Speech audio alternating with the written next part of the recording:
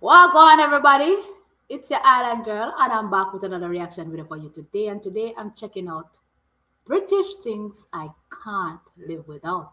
And these are the best British bits. Getting this one from Yvette. The link will be in the description below. Please go over and show her some love. Tell her your island girl sent you. So, if you're new to my channel, thank you for clicking on this video. Please give this one a big thumbs up and consider subscribing to the channel. To all my regular schmeglers, day one, to the pies, to the pools, thank you for always rocking with your girl. Also, guys, there's a membership button on the channel. I hope you consider becoming a member. When you click on that button, you will see all the perks that is offered. With that said, let's get into this video. I want to see all the British things that she can't live without. Here goes. Are you my grandma? Stop it. I think the UK loves it on a level I never will truly understand. The fairy tales are real. No, it's not crazy. Hi guys, and welcome back to my channel. If you're new around here, I am Yvette. I moved to the UK 2.5 years ago and I am documenting my experiences. So for today's video, I wanted to do one about all the British things I've come to love and have become staples in my life. Okay. And things that I truly can't live without, as the title suggests. So these are things that if I was to move back to Australia, these are the things I would miss most. So yeah, I won't waffle too much, but we'll jump into it. Number one, my favorite thing about the UK, this isn't listed to be fair, just don't list this, but it's just top things that I enjoy. In no particular order, is I love British panel shows. Every single day, am refreshing to see big fat quizzes on this year and who is in the lineup. And they haven't said it yet, and I'm like, it's November, guys. Let's get it out. I need to know if it's the Goth Detectives. I love big fat quiz. I love Would I Lie to You. I love panel shows in general. They're fantastic. The banter that the hosts have, it's like kind of a lazy way of having friends, which sounds pathetic, but do you know what I mean? Like you get to just be, it's like hanging out with friends without having to like interact. So it's really enjoyable. It's like Gogglebox kind of thing, just connecting. Fantastic, funny stuff. I love panel shows. One thing I don't think I'll ever get over, no matter how long I live here, is that I can just go for a drive and there can just be a castle there. I know this happened heaps in Ireland. We'd just be like on the road and there's this like magnificent ruined castle and you're like, this would be a huge deal in Australia. Like people would come from around the country to see this and it's just on the side of the motorway and no one cares. It's like, because you have so many castles. I understand why, but like it's still amazing to me. I remember, I don't know why, I was in like Tower of London when I came for travels. I went into Tower of London and they went into the armory and they had like the knight's armor. And that was like, it just like clicked in my brain to be like, the fairy tales are real. Like, so when you grow up not in a monarchy and not in Europe, there's no castles, there's no royal family. I know there is elsewhere, but not in your country. Like you're not exposed to princes and princesses and things. You're not exposed to like, obviously dragons, things like that. I know dragons aren't real. They're kind of just all put in the same bag of like, these are things for fairy tales, elves, pygmies, princesses, witches and dragons, castles, knights. They're all put in the same bag of like, close that off mentally. That's magic. That's not real. That's for children's entertainment. And then I came and I was like, oh, so I just had this light bulb moment that everything I'd grown up with and things I loved as a child were like real, which is like a weird thing when you like, I guess I probably knew back in the day, like I think I knew on some level, but I hadn't really connected the dots. They were just kind of all in the same part of my brain. And so it's really cool when you come to realize that you're like essentially living your childhood dreams of like knights and fairies, not fairies. Okay, no, it's not crazy. That coupled with like, obviously my love of Harry Potter, it was just like a world that was inside my head was now real. And I was like, oh, I guess I live in it. And that was fantastic. I don't know where I was going with this, but I love castles. You have no idea. I'm like, okay, where are you going with this? But I get what she's saying.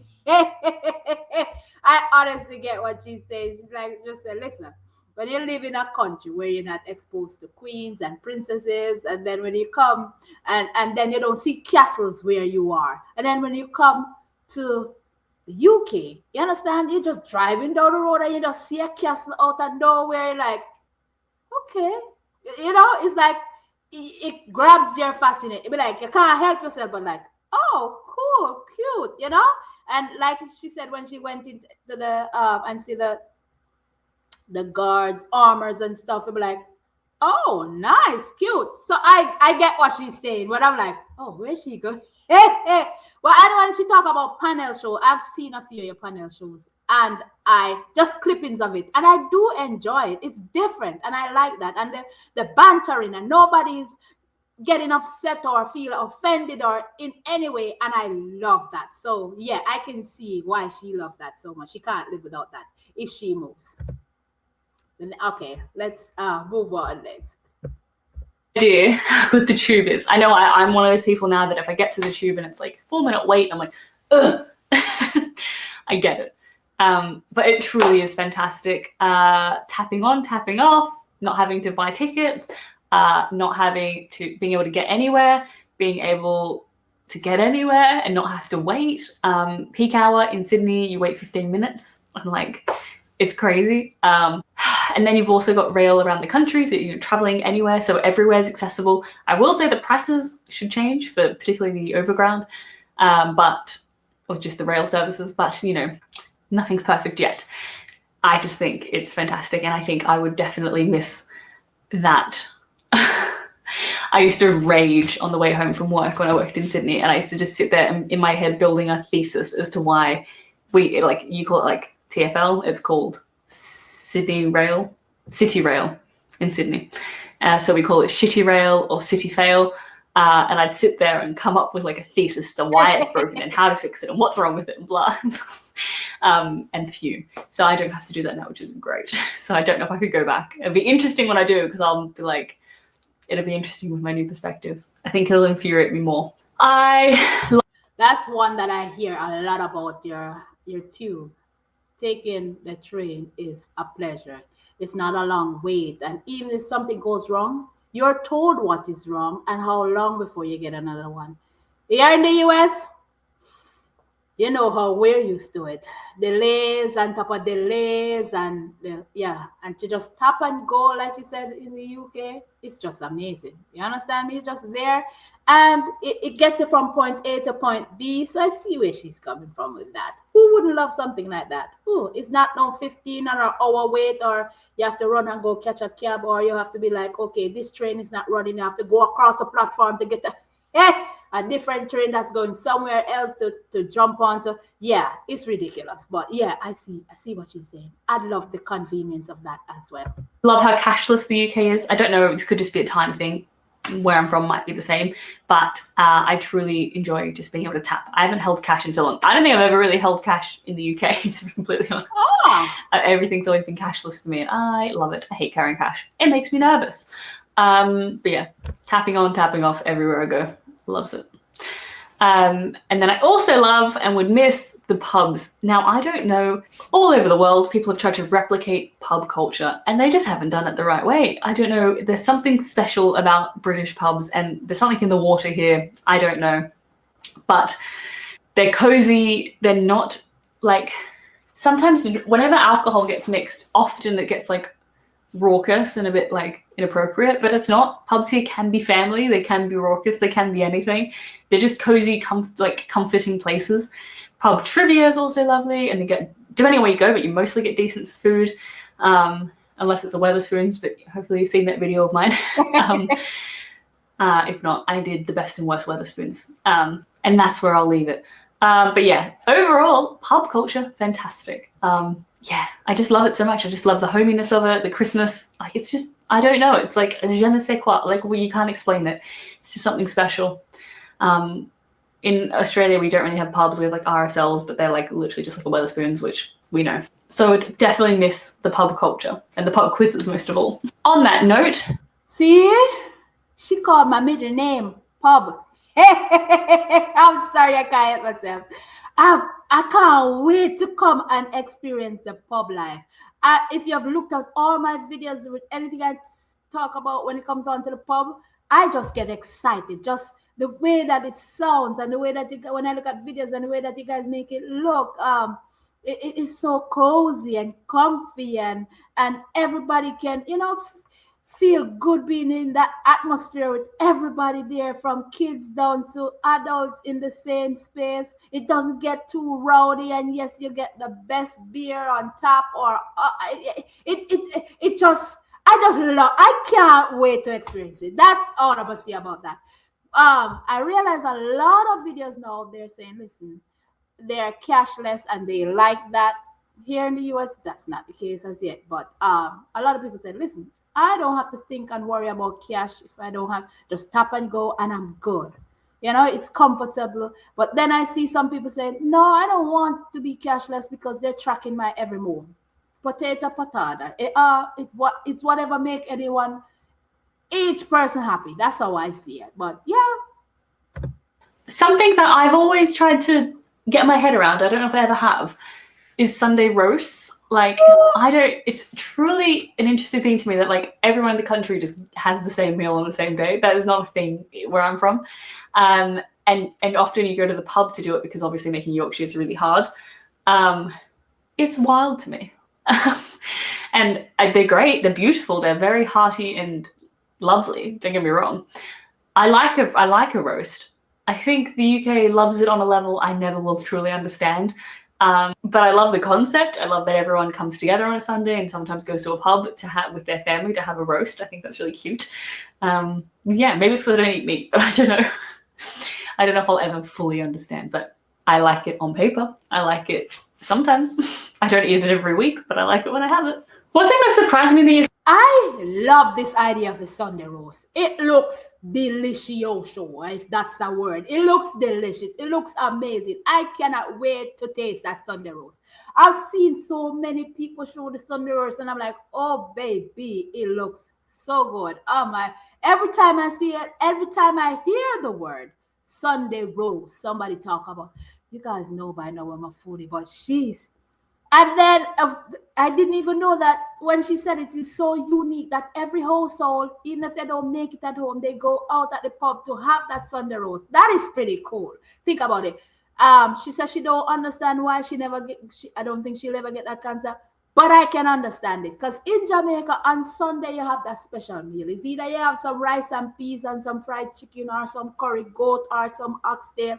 That Sunday dinner is very special. There's something about everybody eating one time on a Sunday. It's pretty cool. So I get the love for the Sunday roast. But you don't know Jamaican and the British culture is kind of intertwined with certain things that we do. So yeah, I get it. I get it 100%. But I really want to try Sunday roast. Okay, and that I don't think I'll ever be able to go back to is meal deals and just to-go food in general. Like, they have done that so you could go anywhere and get a sandwich. Like, you never have to be hungry in the UK.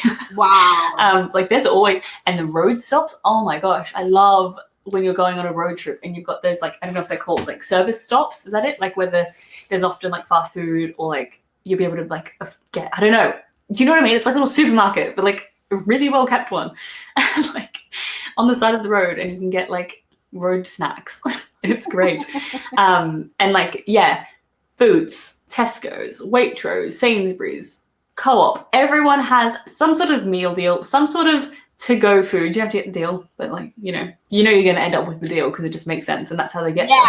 So like, it's just so good, and it's like quite affordable. Like, it's crazy to me how well, like, I haven't seen that. I don't know about America, but in Australia, like, that's not a thing. Like, to-go food, like, they really need to get on it because it's like not a thing.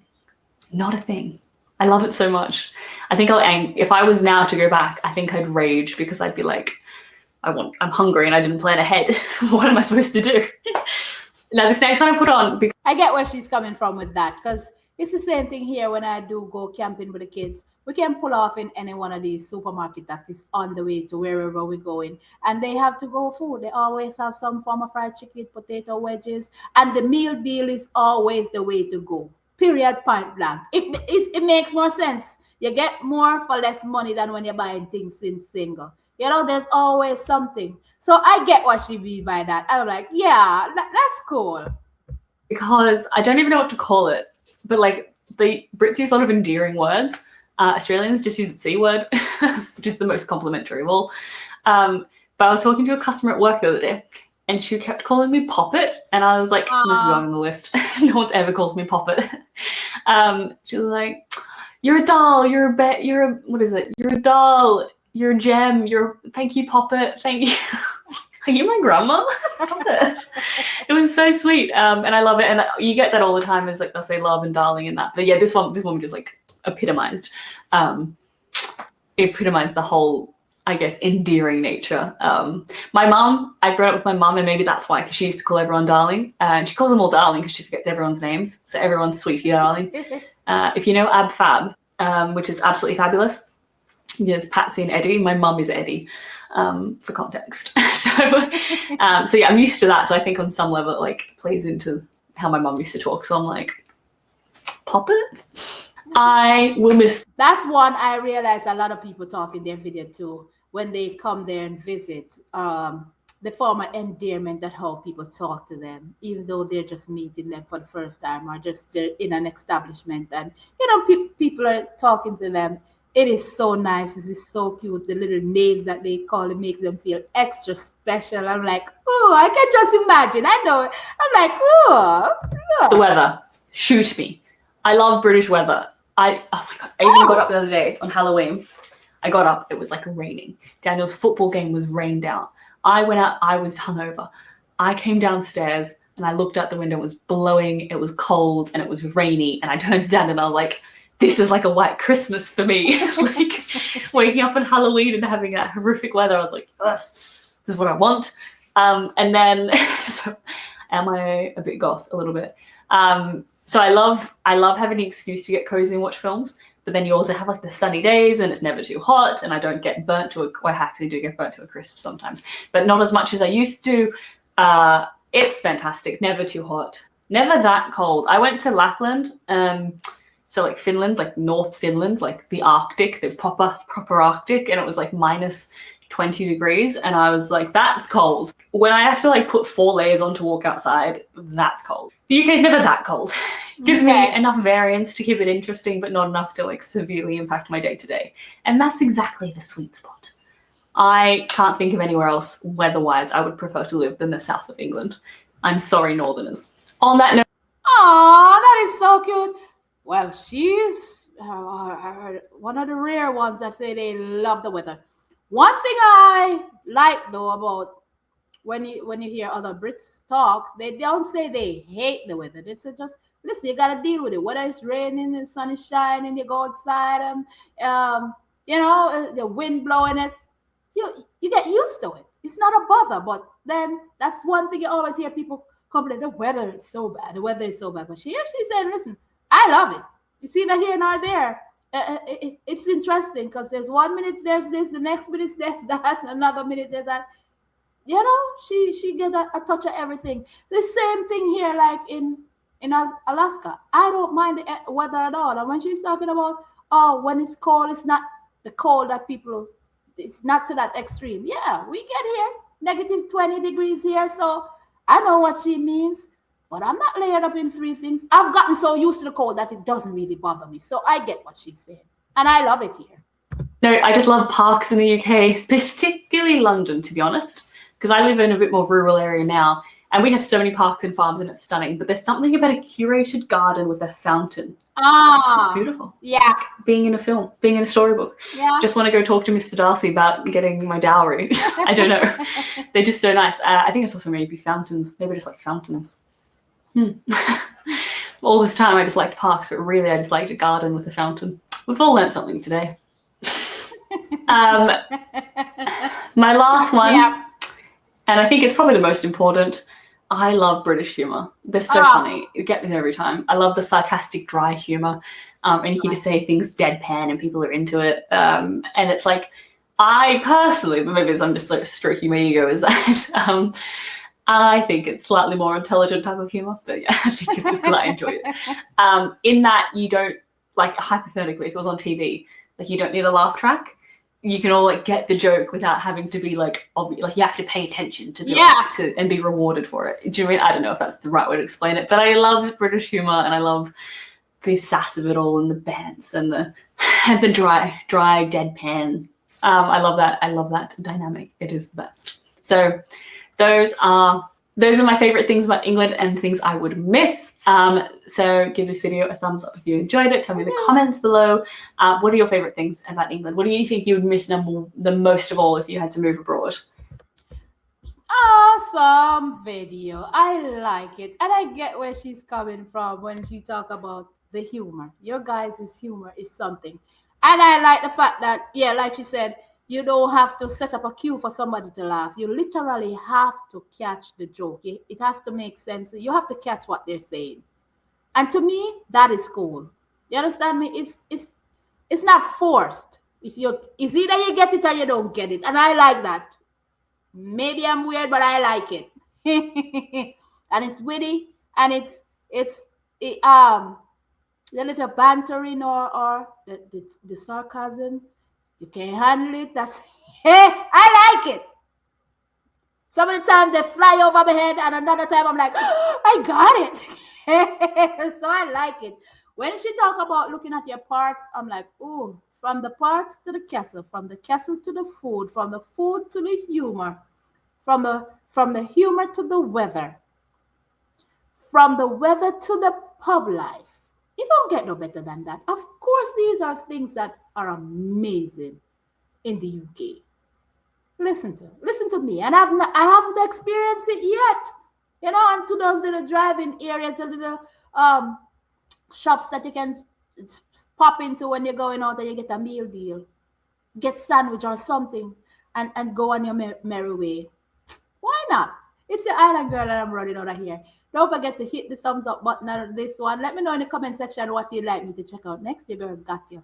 Love you guys to the max, and I'll definitely catch you guys in another video. Bye.